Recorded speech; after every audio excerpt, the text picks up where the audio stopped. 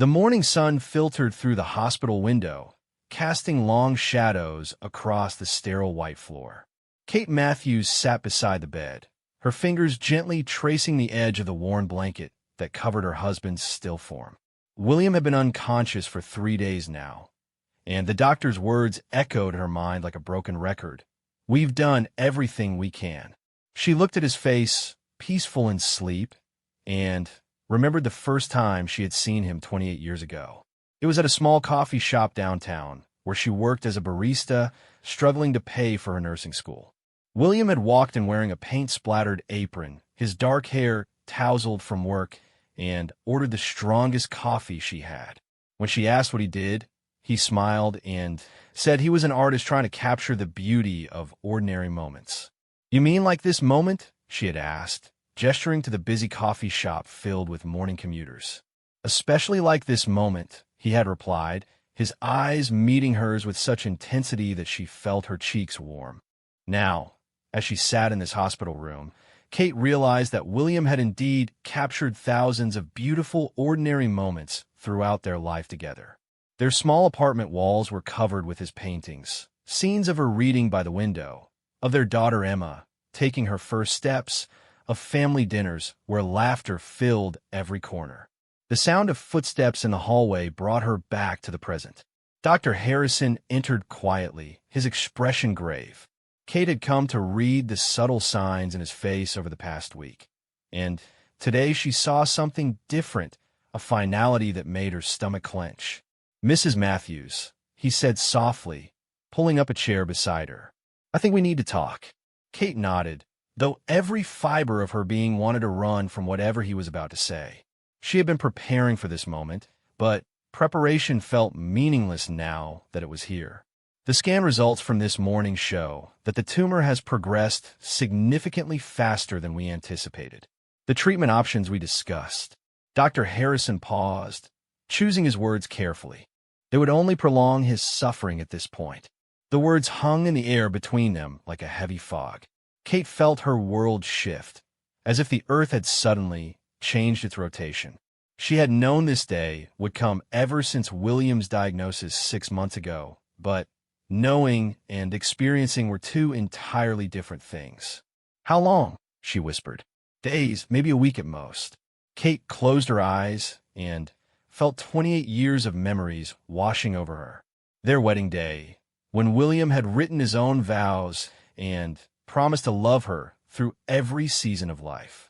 The birth of their daughter Emma, when he had cried harder than Kate did. The struggles of their early marriage when money was tight, but somehow William always found a way to make her laugh. The proud moment when his art was finally recognized and his first gallery showing was sold out. "There is one thing," Dr. Harrison continued gently. "We believe he can still hear you. Many patients in his condition remain aware of their surroundings, even when they can't respond." After the doctor left, Kate sat in the silence, listening to the steady beep of the machines keeping William alive. She thought about their daughter Emma, who was flying in from Seattle and would arrive that evening. Emma was 25 now, a successful architect who had inherited her father's artistic eye and her mother's practical nature. Kate dreaded telling her what the doctor had said. She pulled out her phone and looked at the last text William had sent her, just hours before he collapsed in his studio.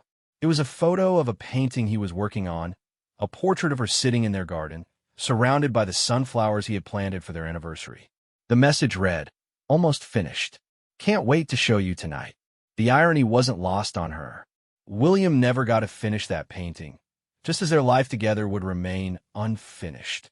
All the plans they had made for retirement, the trip to Italy they had been saving for, the grandchildren they hoped to spoil someday, all of it suspended in time like an incomplete canvas. As the afternoon wore on, Kate found herself talking to William as if he were awake. She told him about the visitors who had come by, his art students from the community college where he taught, neighbors who brought flowers, old friends who shared memories. She read him the cards that had arrived, each one a testament to how many lives he had touched. "Remember Mrs. Peterson from down the street?" she said, opening another card. "She wrote that the painting you gave her after her husband died still brings her comfort every day."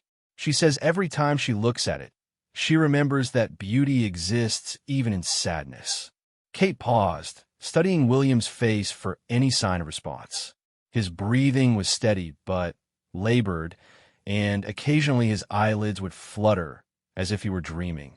She wondered what he might be dreaming about, and hoped it was something beautiful. The afternoon sun began to set, painting the hospital room in shades of gold and amber that reminded Kate of William's favorite time of day to paint. He always said the light was most honest just before darkness fell, revealing things as they truly were rather than as they appeared to be. Emma arrived just as the last light faded from the sky.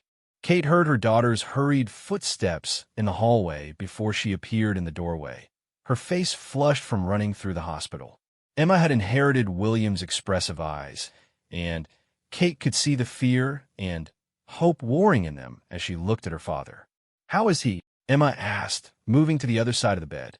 Kate decided to be honest. Emma deserved that much. "The doctor says it won't be long now. Days, maybe less." Emma's composure cracked, and she sank into the chair beside the bed. "I thought I had more time. I was going to come home next month for his birthday. We were going to work on that mural he wanted to paint in the children's wing." "He knows you're here now," Kate said, reaching across the bed to squeeze her daughter's hand. "That's what matters." They sat together in the gathering darkness, two women bound by their love for the man lying between them. Kate watched Emma study her father's face, memorizing every detail just as Kate had been doing. It struck her how much Emma looked like William when she was thinking deeply. The same slight furrow between her brows, the same way of pressing her lips together. "Do you remember," Emma said quietly, "when I was 7 and I broke that vase you loved? Dad's favorite one that you bought on your honeymoon." Kate smiled at the memory. "You were so upset, crying as if the world had ended. Dad sat with me for hours, helping me glue every piece back together. He said broken things could be beautiful too, that the cracks told a story that made the vase more interesting than it was before." "The Japanese have a word for that," Kate said. "Kintsugi, the art of repairing broken pottery with gold, making the breaks part of the object's beauty rather than something to hide." Emma nodded. "He taught me that people were like that too, that our scars and broken places could become the most beautiful parts of us if we let them." As the night deepened, nurses came and went quietly, checking William's vital signs and adjusting his medication. Kate and Emma took turns holding his hands, talking to him, sharing memories, and telling him about the world outside the hospital window. Around midnight, Kate noticed a change in William's breathing. It became more irregular, with longer pauses between breaths. She called for the nurse, who confirmed what Kate already knew in her heart. William was beginning to let go. "Should I call the chaplain?" the nurse asked gently. Kate looked at Emma, who nodded.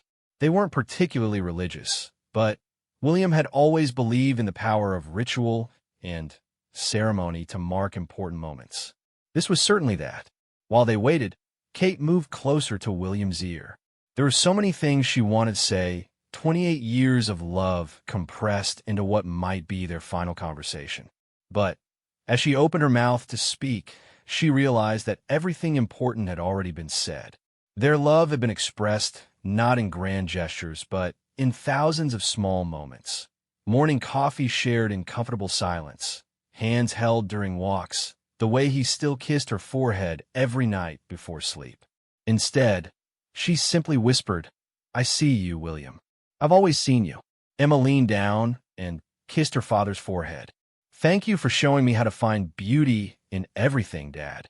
I'll keep looking for it, I promise." The chaplain arrived and offered prayers for peace and comfort. Kate found herself thinking about all the people who had been touched by William's art and teaching, how his vision of beauty would continue to ripple out into the world long after he was gone. In a way, he would never really be finished. His influence would continue through every student he had inspired, every person who looked at the world a little differently because of his paintings. As dawn approached, Kate realized she was holding her breath, as if she could somehow will William to keep breathing too. But She also understood that holding on was a form of selfishness. William had fought hard for 6 months, enduring treatments that left him weak and sick, all because he didn't want to leave her and Emma alone. She thought about the painting he had been working on when he collapsed, her portrait in the sunflower garden. Maybe some things weren't meant to be finished in the conventional sense. Maybe the beauty was in the process itself, in the love that went into every brushstroke, in the intention to create something meaningful. The morning light began to creep through the hospital windows, and Kate knew that everything was about to change. She looked at William's peaceful face and realized that she was witnessing the end of one story and the beginning of another. Their love story wouldn't end with his death. It would transform into something different, but equally real. She squeezed his hand and whispered the words that had been forming in her heart all night. "It's okay to go now, my love. Emma and I will be okay. We'll take care of each other, and we'll remember everything beautiful you showed us." William's breathing grew quieter, and Kate felt the sacred weight of the moment settling around them like a gentle blanket. She understood now why he had always been drawn to painting. He was trying to capture something eternal, something that would outlast the temporary nature of life itself. As the sun rose fully above the hospital, Kate prepared to say goodbye to the love of her life, knowing that while their time together was ending, the beauty they had created together would continue forever. The silence that followed was different from any quiet Kate had ever experienced. It wasn't the comfortable silence she and William had shared during their morning coffee rituals, nor the peaceful quiet of their Sunday afternoons reading together. This was the silence of absence, heavy and complete, filling every corner of the hospital room like water flooding a ship. Emma's sob broke through first, a raw sound that seemed to come from somewhere deep inside her. Kate reached for her daughter's hand, and they sat together holding William's still warm hands, neither quite ready to let go of the physical connection that had anchored their family for so long. Dr. Harrison entered quietly, offering his condolences before gently explaining the procedures that would follow.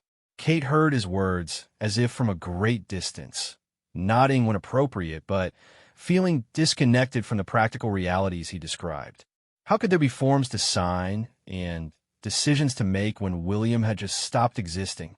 How could the world continue spinning when hers had just ground to a halt? "Take all the time you need," the doctor said before leaving them alone again. Kate looked at William's face, expecting to see some change, some visible sign that he was gone. But he looked exactly the same as he had minutes before, when she still believed he could hear her voice. The machines had been turned off, and without their electronic symphony, the room felt even more eerily quiet. "What do we do now?" Emma whispered, her voice small and lost. Kate didn't have an answer. In all her years as a nurse, she had helped countless families through moments like this, offering comfort and guidance with professional compassion. But sitting here as a widow rather than a caregiver, she felt as lost as her daughter. "I think," Kate said slowly, "we say goodbye properly." Emma nodded, wiping tears from her cheeks. She leaned down and kissed William's forehead one more time. "I love you, Dad. Thank you for everything." Kate's goodbye was quieter, whispered so low that even Emma couldn't hear. She told William that she understood why he had to go, that she wasn't angry, that she would find a way to carry their love forward. When she finally stood up to leave, her legs felt unsteady, as if she were learning to walk all over again. The drive home felt surreal. Emma drove William's car, the one that still smelled like his cologne and had coffee stains on the passenger seat from their morning trips to the farmer's market. Kate sat in the passenger seat, watching familiar landmarks pass by and feeling like a stranger in her own life. When they pulled into the driveway of the house she and William had bought 23 years ago, Kate felt a fresh wave of grief wash over her. The flower boxes William had built were overflowing with late summer blooms, and the vegetable garden showed signs of his careful tending even during his illness. He had been optimistic until the very end, planting seeds for tomatoes he wouldn't live to harvest. Inside, The house felt too quiet and too full at the same time. William's presence was everywhere. In the coffee mug he had left in the sink 3 days ago, in a stack of art books on his bedside table, and a half-finished crossword puzzle folded on his armchair. But he was also completely absent, and Kate felt the contradiction like a physical ache in her chest. Emma went to make phone calls, to her job in Seattle, to close family friends, to the funeral home. Kate wandered through the house, touching William's belongings as if they might somehow connect her to him. In his studio, she found the unfinished painting of herself in the sunflower garden. He had captured her expression perfectly, the slight smile that played at her lips when she was content, the way her eyes crinkled at the corners after years of laughter. She noticed something she had missed before. In the background of the painting, barely visible behind the sunflowers, William had painted the silhouette of a man. Even unfinished, she could tell it was meant to be him, watching her with the same loving expression he had worn for 28 years. The doorbell began ringing around noon. Word had spread through their neighborhood and William's art community, and people arrived with food, flowers, and memories. Kate found herself moving through these interactions on autopilot, accepting condolences and sharing stories while feeling emotionally numb. Mrs. Peterson from next door brought a casserole and stayed to help answer the phone, which rang constantly throughout the afternoon. People loved him, she said, writing down another message from someone who wanted to attend the funeral. He had a gift for making everyone feel seen and valued. Kate knew this was true. William had never met a stranger, and his genuine interest in others drew people to him like sunflowers turning toward light. Students from the community college where he taught stopped by throughout the day, each one sharing a story about how William had influenced their artistic journey or simply made them feel capable of creating something beautiful. One young woman, barely out of her teens, cried as she told Kate how William had encouraged her to pursue art school despite her family's objections. He told me that the world needed my unique way of seeing things, she said. Because of him, I start college next month. These stories began to weave together in Kate's mind, creating a picture of William's impact that extended far beyond her own grief. She realized that while she had lost her husband, the world had lost an artist, a teacher, and a source of inspiration for countless people. As evening approached, the visitors gradually departed, leaving Kate and Emma alone with their grief. They ordered Chinese takeout, something William had never liked but tolerated for their sake, and sat at the kitchen table picking at their food in comfortable silence. I keep expecting him to walk through the door, Emma said finally. Like maybe this has all been a terrible mistake. Kate nodded. I've been listening for his footsteps on the stairs, or waiting for him to ask what's for dinner. It's strange how quickly habits become hopes. They talked late into the night, sharing memories and planning the funeral service. William had left specific instructions about what he wanted, a celebration of life rather than a traditional funeral, with music instead of hymns and stories instead of formal eulogies. He wanted people to wear bright colors and to remember joy rather than mourning sadness. He even picked out his favorite painting to display. Emma said, reading from the notebook where William had written his wishes. The one of you and me feeding ducks at the pond when I was 5.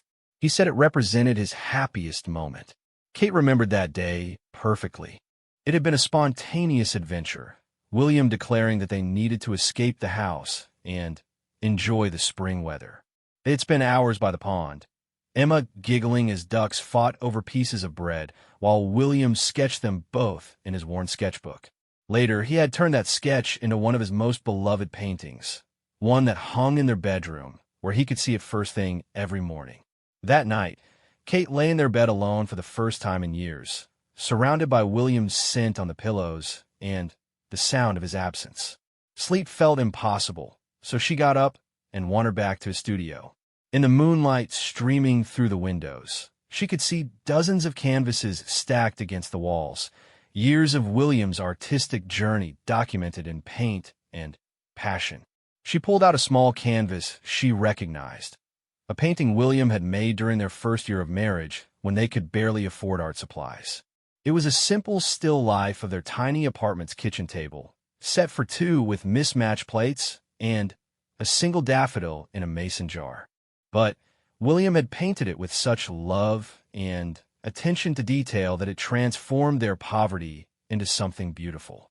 Looking at it now, Kate understood something she had never fully grasped before. William hadn't been trying to capture reality in his paintings. He had been trying to capture truth. The truth of love making everything beautiful. The truth of ordinary moments containing extraordinary grace. The truth of two people creating a life together, one small choice at a time. She stayed in the studio until dawn, surrounded by 28 years of William's vision. When Emma found her there in the morning, Kate was sitting on the old velvet couch where William used a nap between painting sessions, holding the kitchen table, painting in her lap. "I've been thinking about what the pastor should say at the service," Kate told Emma. "I want him to talk about how William saw beauty everywhere, even in broken things. Especially in broken things." Emma sat beside her on the couch. "Like that Japanese pottery repair thing you mentioned yesterday." "Exactly. William believed that our cracks and scars make us more beautiful, not less. That's what I want people to remember about him. Not just that he was an artist, but that he was someone who helped others see their own beauty." The next few days passed in a blur of funeral preparations, legal paperwork, and an endless stream of visitors. Kate felt like she was moving through water, everything slightly distorted and requiring extra effort. But slowly, a new reality began to take shape around her grief. She began to notice things she had missed before. How the morning light fell across their kitchen table exactly as William had painted it years ago. How the neighbor's cat still came to sit on their back porch every afternoon, waiting for the treats William used to give him. How the wind chimes William had made from old paintbrushes still sang the same gentle song in the breeze. 3 days before the funeral, Kate made a decision that surprised even her. She picked up one of William's brushes and approached the unfinished painting in his studio. For a moment, she hesitated. She had no artistic training, no confidence in her ability to add anything worthwhile to William's work. But then she remembered something he used to tell his students. Art isn't about perfection. It's about intention. Paint what you feel, not what you think you should feel. Kate dipped the brush in yellow paint and carefully added a single sunflower to the bottom corner of the canvas, where it looked like it had grown naturally from the garden soil. It wasn't technically perfect, the petals were uneven, and the perspective was slightly off. But it was filled with love and intention, and somehow that made it right. When Emma found her there an hour later, Kate was crying quietly while looking at the painting. "I think I understand now," she told her daughter. "William's work isn't finished because it was never supposed to be finished. Art is meant to keep growing, to inspire new creations, to live beyond the artist." Emma picked up another brush and added her own small contribution to the painting. A butterfly perched on one of William's sunflowers, painted in the same style she had used as a child when William taught her to paint on Saturday mornings. "Now it's really ours," Emma said, stepping back to admire their collaborative work. Kate nodded, feeling something shift inside her chest. For the first time since William's death, she felt something other than grief. She felt connected to him in a new way through the act of creating something beautiful in his honor. That evening, she called the funeral home and made one more change to the service arrangements. In addition to displaying William's favorite painting, she wanted to set up an art station where attendees could add their own small contributions to a large canvas. A collaborative memorial that would continue growing even after the service ended. "William always said that art was meant to be shared," she told the funeral director. "This way, everyone who loved him can become part of one final creation together." As she hung up the phone, Kate realized that she was beginning to understand what her life might look like without William. It would be different, sadder in many ways, lonelier certainly, but it would still be beautiful. Because William had taught her to see beauty everywhere, and that vision would outlast his physical presence. The love they had shared wouldn't end with his death. It would transform into something new, something that could be shared with others who were struggling to find beauty in their own broken places. The morning of William's celebration of life dawned crisp and clear, the kind of September day he had always loved for its promise of changing seasons. Kate stood at her bedroom window, watching the sunrise paint their neighborhood in shades of gold and amber, and felt William's presence so strongly it took her breath away. For just a moment, she could almost hear his voice saying, "Look at that light, Katie. Pure magic." She had chosen to wear the blue dress William had always said brought out her eyes, adding the silver necklace he had given her for their 10th anniversary. In the mirror, she looked like herself, but different somehow, sadder, but also somehow more substantial, as if grief had carved new depths into her features. Emma appeared in the doorway, beautiful in a flowing yellow dress that would have made William smile. "You look perfect, Mom. Dad would love that you chose that dress." "I keep thinking I should feel different somehow," Kate said, adjusting her necklace with nervous fingers. "Like there should be some visible mark that shows I'm a widow now." "Maybe the mark isn't something people can see," Emma replied thoughtfully. "Maybe it's something deeper, something that changes how you move through the world." They arrived at the community center early, where Kate was amazed to see how many people had already gathered to help set up. William's art students had transformed the space into a gallery, hanging his paintings on easels throughout the room. The collaborative canvas Kate had requested was set up near the entrance, already bearing a few small additions from early arrivals. The funeral director approached with a gentle smile. "Mrs. Matthews, we've had to open the overflow room as well. We're expecting nearly 300 people." 300 people. Kate had known William was loved, but the scope of his impact was becoming clearer with each passing hour. She walked through the room, seeing his life's work displayed with such care and reverence that she felt tears prick her eyes again. Mrs. Chun, one of William's longest-serving students, had created a display of photographs showing William teaching over the years. In image after image, he was captured in moments of pure joy, demonstrating a painting technique, laughing at a student's joke, carefully guiding someone's hand as they learned to hold a brush. His face in these photos radiated the same passionate engagement he had brought to every aspect of his life. He never made anyone feel stupid for not understanding something right away, Mrs. Chin told Kate, gesturing to a photo of William patiently working with an elderly man who had started painting as therapy after a stroke. He always said that everyone had an artist inside them. His job was just to help them find it. As people began to arrive for the service, Kate was struck by the diversity of the crowd. There were fellow teachers from the community college, nurses from a hospital where Kate worked, neighbors from their street, and dozens of students ranging from teenagers to senior citizens. Each person carried their own memories of William, their own piece of the puzzle that had been his life. The service began with William's favorite song, "Here Comes the Sun" by the Beatles, played on a guitar by one of his former students. Kate had worried that a celebration of life might feel forced or artificial, but as she looked around the room at faces both tearful and smiling, she realized William had been right about this too. Joy and sorrow could exist in the same space, each making the other more meaningful. The pastor spoke briefly about William's faith, not the formal kind practiced in church pews, but the deep belief in goodness and beauty that had guided his daily life. William saw the divine in ordinary moments, he said. He taught us that every sunset, every child's laugh, every act of kindness was a form of prayer. Then came the stories.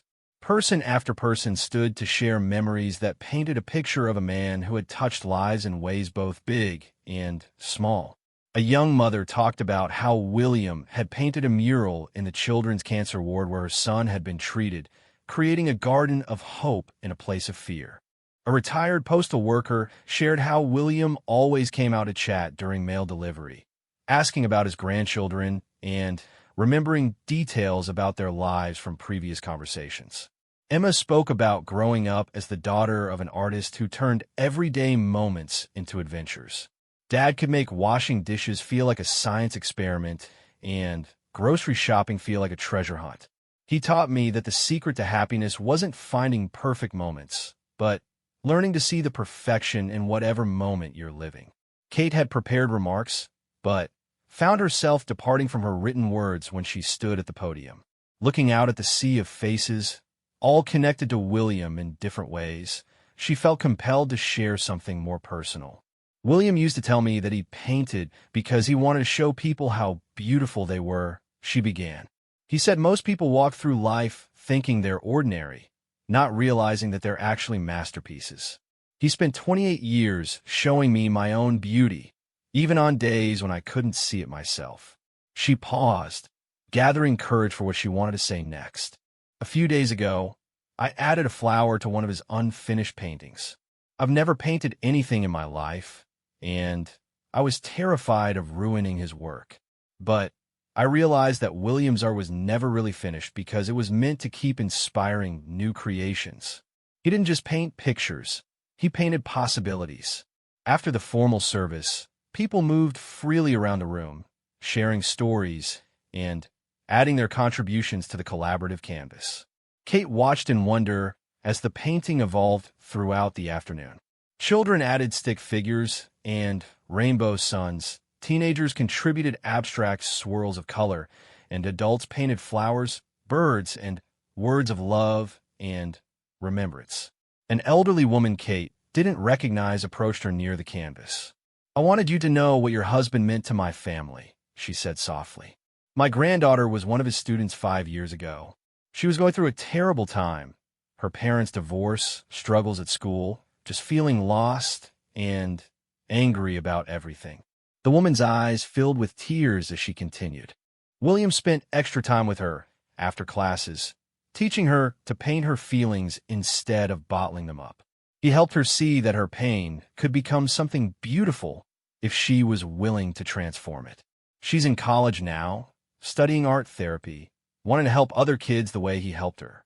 Stories like this continued throughout the afternoon, each one revealing another facet of William's impact. Kate began to understand that she wasn't just grieving her husband. She was grieving on behalf of an entire community that had lost its source of artistic inspiration and gentle guidance. As the afternoon wore on, Kate found herself drawn back to the collaborative painting again and again. What had started as a blank canvas was now a riot of color and life, filled with symbols of growth, love, and remembrance. In the center, someone had painted a large tree with branches reaching in all directions. Throughout the afternoon, people had added birds, butterflies, flowers, and leaves to the branches, creating a visual metaphor for how William's influence had spread and taken root in countless lives. Near closing time, a small girl approached the canvas with her grandmother. She couldn't have been more than 4 years old, but she picked up a brush with serious concentration and added a tiny yellow sun to one corner of the painting. When she finished, she turned to Kate with a gap-toothed smile. "The man in the pictures looks happy," she said. "I wanted to give him sunshine." Kate knelt down to the girl's level, feeling William's presence so strongly it was as if he were standing right beside them. "He would have loved your sunshine," she told the child. "He always said that sunshine made everything more beautiful." As people began to leave, many stopped to hug Kate and share one last memory or promise to stay in touch. Kate realized that William's death had not ended these relationships, but transformed them. She was no longer just William's wife. She was now the keeper of his memory, the person these friends and students would turn to when they wanted to share stories or seek advice they imagined he might have given. Emma helped her pack up the collaborative painting, which would hang in the community college's art department as a permanent memorial. As they prepared to leave, Kate took one last walk through the nearly empty room, past the easels still displaying William's paintings, past the flowers and cards that would need to be collected tomorrow. "Are you ready to go home?" Emma asked gently. Kate considered the question. The house would still be too quiet, still filled with William's absence alongside his belongings. But it would also be filled with 28 years of love and the promise of memories yet to be fully explored. She thought about the half-finished paintings in his studio, the books of poetry he had left bookmarked, the garden seeds he had ordered for next spring. "I think I'm ready to go home and figure out what comes next," she said finally. On the drive home, Kate felt a strange sense of completion. Not the completion of an ending, but the completion of a chapter that made space for whatever story would come next. The celebration of life had shown her that William's influence would continue rippling outward long after his death, inspiring new art, new kindness, new ways of seeing beauty in ordinary moments. That evening, Kate and Emma sat in William's studio, surrounded by his paintings and the smell of old paint and turpentine that would always remind Kate of home. Emma was sorting through his sketchbooks, occasionally showing Kate a drawing that captured a moment from their family history. Emma's first bicycle ride, Kate reading in their garden, the three of them building a snowman during Emma's childhood. "Look at this one," Emma said, holding up a sketch that made Kate's breath catch. It was a drawing of Kate sleeping, her hair spread across the pillow, her face peaceful and unguarded. At the bottom, William had written, "My beautiful wife, dreaming of tomorrow. May all her tomorrows be filled with as much love as today." Kate touched the paper gently, thinking about all the tomorrows she and William had shared and all the tomorrows she would now have to navigate alone. The prospect was frightening, but no longer completely overwhelming. The celebration of life had shown her that love doesn't end with death. It transforms into something that can be shared and multiplied. "I want to do something," Kate said suddenly. "I want to turn part of Dad's studio into a space where people can come to paint and remember him. Not a formal class, just a place where his students and friends can gather and create together." Emma's face lit up with the first genuine smile Kate had seen from her since William's death. "He would love that. It would be like the collaborative painting today, but ongoing. We could call it William's Workshop or something like that. People could come and paint their own memories, their own interpretations of beauty. It would keep his spirit alive in a concrete way." As they continued planning this memorial workshop, Kate felt something she hadn't expected to feel so soon after William's death: excitement about the future. Not the future she had planned with William, but a new future where his values and vision could continue inspiring others. Late that night, after Emma had gone to bed in her childhood room, Kate stood at her bedroom window, looking out at the same view that had greeted her that morning. The day had transformed her understanding of grief, showing her that sorrow and celebration could coexist, that endings could also be beginnings. She whispered into the quiet night, "I understand now, William. Your work isn't finished because it was never meant to be finished by you alone. Thank you for showing me how to carry it forward." For the first time since his death, Kate felt peace settling into her heart alongside the grief, and she knew that tomorrow would bring not just survival, but the possibility of new forms of beauty born from love and loss intertwined. 3 weeks after the celebration of life, Kate stood in William's studio, surrounded by drop cloths, paint cans, and the ambitious energy that comes with new beginnings. Emma had returned to Seattle 2 days ago, but not before helping her mother begin the transformation of half the studio space into what they had decided to call the Sunflower Workshop, a reference to William's unfinished painting and his belief that people should always turn toward light. The name had come to Kate during one of her sleepless nights, when she found herself sitting in the studio talking to William as if he were still there. She told him about her plans, about her nervousness at taking on something so far outside her comfort zone, about her hope that she could honor his memory without diminishing it. In the quiet that followed, she could almost hear his voice saying, "Sunflowers always know which way to face, Katie. Trust yourself to find the light." Now, as she painted the walls a warm cream color that would showcase artwork without competing with it, Kate felt William's presence in a new way. Not the sharp absence that had characterized the first weeks of grief, but a gentle companionship that felt like encouragement. She had worried that changing his space would feel like erasing him, but instead it felt like continuing a conversation they had started 28 years ago. The doorbell rang, just as she was cleaning her paintbrush. Mrs. Chun stood on the front porch holding a covered casserole dish and wearing the hopeful expression of someone who wants to help but isn't sure how. "I brought you some soup," she said, then hesitated. "And I was wondering, I heard from Emma that you might be starting some kind of art space.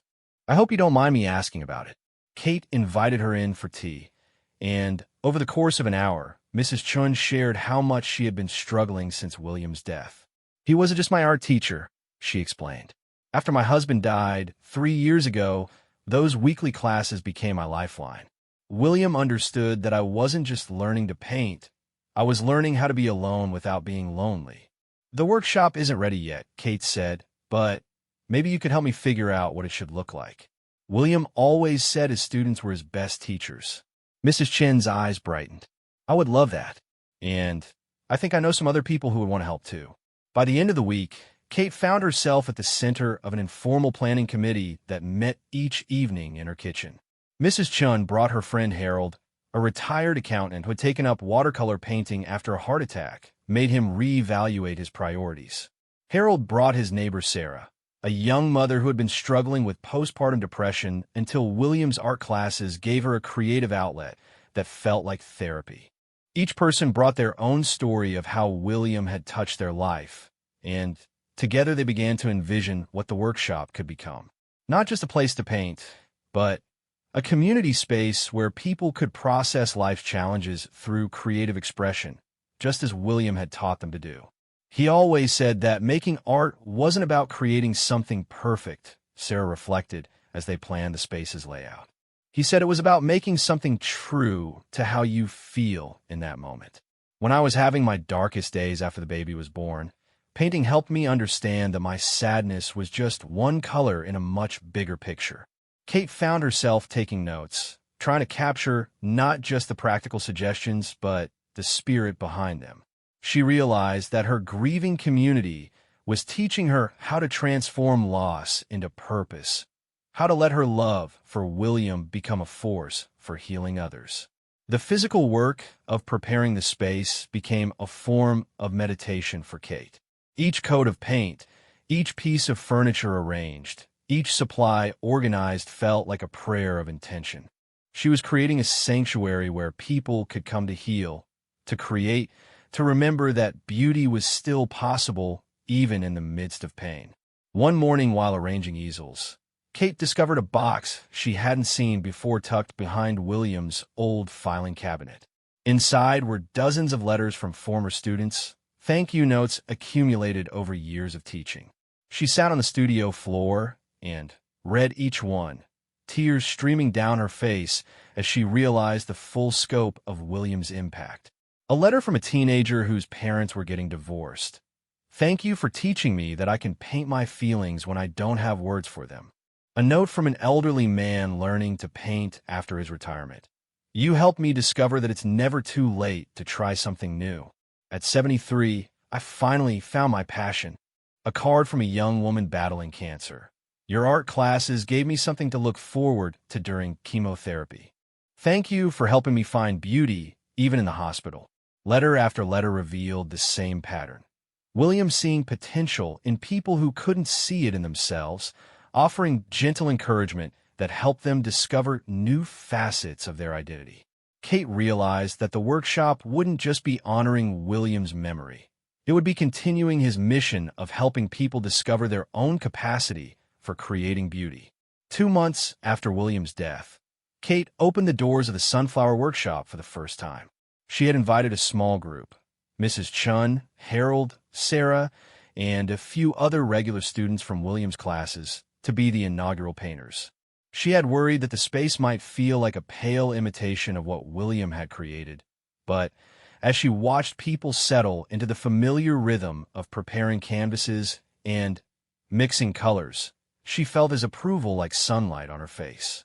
"This feels like him," Mrs. Chin said softly, dipping her brush in blue paint. Not the same, but connected to the same spirit. Kate had decided to paint alongside the others rather than trying to teach, acknowledging that she was still learning to see the world through William's artistic eyes. She chose to work on a landscape of their back garden, the one where William had painted her so many times. As she struggled to capture the way morning light fell across the flower beds, she found herself hearing William's voice in her memory. "Don't paint what you see, Katie. Paint what you feel about what you see." The afternoon passed quietly, with gentle conversation flowing between periods of focused concentration. Kate noticed how naturally people began to share their thoughts and feelings as they worked, just as they had in William's classes. Art seemed to create a space where deeper truths could emerge without feeling forced or artificial. Sarah was working on a self-portrait that showed her holding her baby, both of them surrounded by swirls of color that represented the chaos and joy of new motherhood. "I used to think I had to choose between being a good mother and being an artist," she said as she added warm yellows to represent happiness breaking through darker emotions. "William taught me that creativity makes me a better parent, not a more distracted one." Harold was painting a memory of his late wife in their garden. His usual precise accountant attention to detail transformed into tender care for every petal and shadow. "She always said I was too practical," he mused as he worked. "But William helped me understand that love is the most practical thing of all. It's what makes everything else worthwhile." As the weeks passed, word spread about the workshop, and Kate found herself welcoming new members to their informal community. A veteran struggling with PTSD who found that painting helped him process memories that were too difficult to speak aloud. A recent widow like herself who needed a place where grief was understood and creativity offered hope. A teenager whose anxiety made school difficult, but who discovered that painting gave her a way to calm her racing thoughts. Each person brought their own story, their own need for healing or connection, or simply a place where they could create something beautiful. Kate began to understand that the workshop was becoming more than a memorial to William. It was a testament to the ripple effects of love and encouragement. One evening in November, as autumn painted the world in William's favorite colors, Kate was cleaning up after a particularly meaningful session when she noticed something remarkable. On the collaborative wall, where people sometimes left paintings to dry, there were dozens of pieces in various stages of completion. But unlike a typical art class display, these paintings seemed to be in conversation with each other. Someone had started a landscape that another painter had added to, contributing a small cabin in the distance. A child-enthusiastic rainbow had inspired an adjacent painting of rain clouds clearing to reveal sunlight. Abstract swirls of emotion in one painting seemed to flow into the literal flowers painted on the canvas beside it. Kate realized that without any formal instruction, the workshop participants were creating a community artwork that reflected the way William had taught them to see connections between all beautiful things. Each individual expression was part of a larger tapestry of human experience and creativity. That night, Kate called Emma to share what she had discovered. "I think I understand now why Dad always said his work wasn't finished," she told her daughter. "He wasn't just talking about individual paintings. He was talking about the bigger work of teaching people to see beauty and create it for others." "You're carrying that work forward, Mom," Emma replied. "The workshop sounds like everything Dad hoped his teaching could become." Kate hung up the phone and went to stand in front of the collaborative wall, studying the paintings by lamplight. She thought about the letters she had found from William's former students, about the 300 people who had come to his celebration of life, about the dozen painters who now gathered in her studio each week to create and heal together. She understood now that William's death had marked the end of one phase of his work, but the beginning of another. The love and encouragement he had poured into individuals was now flowing between people, creating new connections and inspiring new forms of beauty. His influence was multiplying in ways he could never have imagined when he was alive. Kate picked up a small brush and added her own contribution to the collaborative wall, a tiny sunflower in the corner of someone else's sky, turning its face toward the light just as William had taught her to do. As she painted, she whispered the words that had become her evening prayer. "Thank you for showing us how to keep growing toward the light." The workshop had given Kate a new purpose, a way to transform her grief into something that served others. But more than that, it had shown her that love doesn't diminish when it's shared. It multiplies, creating new forms of beauty that honor the source while taking on a life of their own. Standing in the studio that had been William's sanctuary and was now becoming a community gathering place, Kate felt the truth of something he had often told his students. Art isn't finished when the artist stops working on it. Art is finished when it has inspired someone else to create something new. The Sunflower Workshop was proof that William's art would never truly be finished, because it lived now in the hands and hearts of everyone he had taught to see the world as a canvas waiting for beauty to emerge. 1 year after William's death, Kate woke to the sound of rain pattering against her bedroom window and the familiar ache of an anniversary she had been both dreading and anticipating. September had arrived again, bringing with it the crisp air and golden light that William had always said made everything look like a painting. But this September morning felt different from the one that had marked the beginning of her journey through grief. She lay in bed for a few extra moments, listening to the rain and thinking about how much had changed. The house no longer felt too quiet. It hummed with the gentle activity of a life being rebuilt. The Sunflower Workshop had evolved into something beyond her wildest expectations, hosting not just weekly painting sessions, but also art therapy groups, children's classes, and monthly exhibitions featuring work created by participants. Emma was flying in that afternoon for the memorial gathering Kate had planned. Not a sad commemoration of death, but a celebration of a year of growth and community that had emerged from loss. The workshop members had spent weeks preparing artwork that showed their personal journeys through the year, visual testimonies to the healing power of creativity and connection. Kate rose and made her way to the studio, a ritual that had become as essential as morning coffee. The space had evolved organically over the months, with comfortable seating areas for sharing stories, shelves filled with community art supplies, and walls that rotated displays of member artwork. But William's unfinished paintings still held the place of honor, now expanded into a collaborative piece that grew a little each month as new members added their own touches to the Sunflower Garden.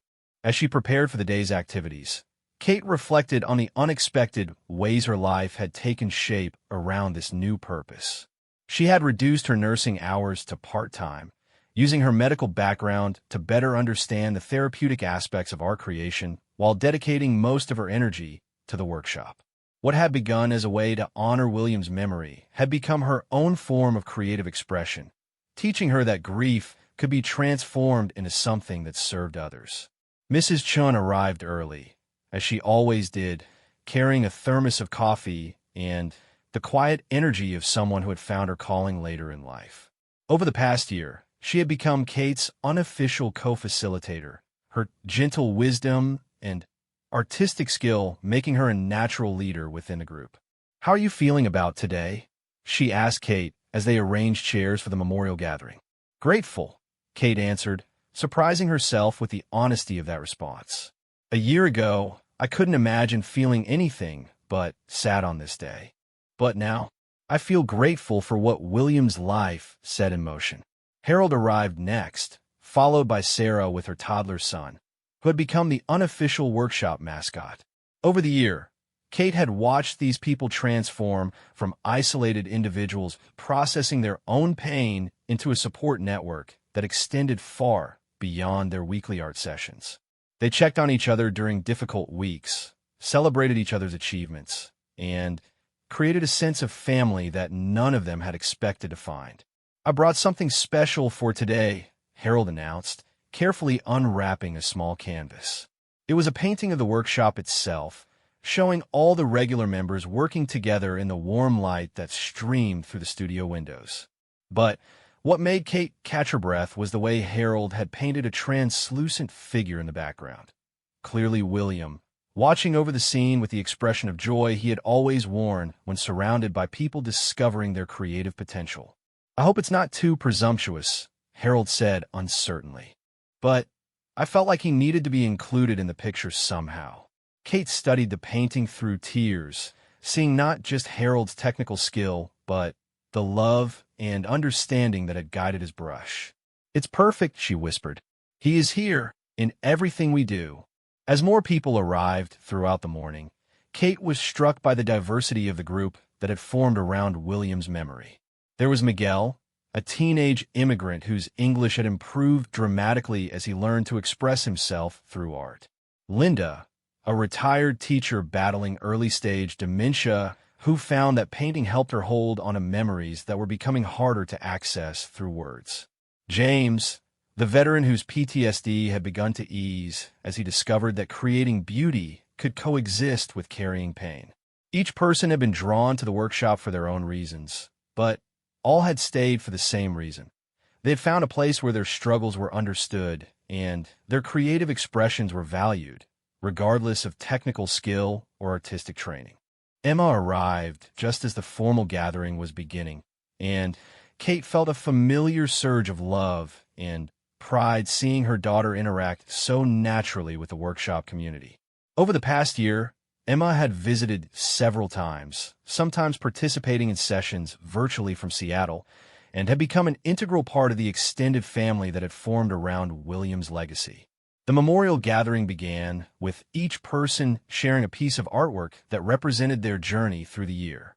Sarah showed a series of small paintings that documented her emergence from postpartum depression, the colors growing brighter and the images more hopeful as the months progressed. Miguel presented a painting of his hometown in El Salvador alongside one of his new neighborhood in America, showing how art had helped him hold both places in his heart simultaneously. Linda's contribution was perhaps the most moving, a portrait of her late husband painted from memory, surrounded by floating words that represented all the stories she was afraid of forgetting. "When I paint him," she explained, "I remember not just how he looked, but how he felt. It's better than a photograph." When Kate's turn came, she unveiled the painting she had been working on privately for months. It was a portrait of the workshop community, but painted in the style of William's beloved sunflower garden. Each person was represented as a flower in different stages of bloom, all turning toward the same source of light. At the center, instead of a sun, she had painted a palette covered in mixed colors, representing the creative spirit that William had helped them all discover. William used to say that people were like gardens, Kate told the group. Some flowers bloom early, others need more time, but all of them can be beautiful if they're given the right conditions to grow. This workshop has become those conditions for all of us. Emma spoke about watching her mother transform grief into purpose, and how the workshop had become a living testament to her father's belief that art could heal both the creator and the observer. Dad always said that the most important thing he could teach was not how to paint, but how to see the world as a place full of possibilities for beauty. "Mom, you've done that for all these people." As the formal sharing concluded, the group moved into a collaborative painting session, working together on a large canvas that would be permanently displayed in the workshop. Unlike their usual individual expressions, this piece required negotiation, compromise, and trust as different artistic visions merged into something none of them could have created alone. Kate watched the painting emerge over the course of several hours, marveling at how naturally people adapted their styles to complement each other's contributions. She thought about how William would have loved this process, how he had always been fascinated by the way creativity could build bridges between people who might otherwise never connect. As the day drew to a close, participants began to share their thoughts about the year that had passed and their hopes for the year ahead. The workshop had grown beyond what Kate had ever imagined possible, with a waiting list of new members and requests to establish similar programs in other communities. "I've been thinking about something," Mrs. Chun said as they cleaned brushes and put away supplies. What would William think about the idea of training facilitators to start workshops in other places? Not to replicate exactly what we have here, but to spread the same spirit of creative healing. Kate felt her heart skip as she considered the possibility. The workshop had become so central to her life that she had never thought about it extending beyond their small community. But the idea of William's approach to art and healing reaching people they would never meet, inspiring new communities of creative support, felt like the natural next evolution of what they had started.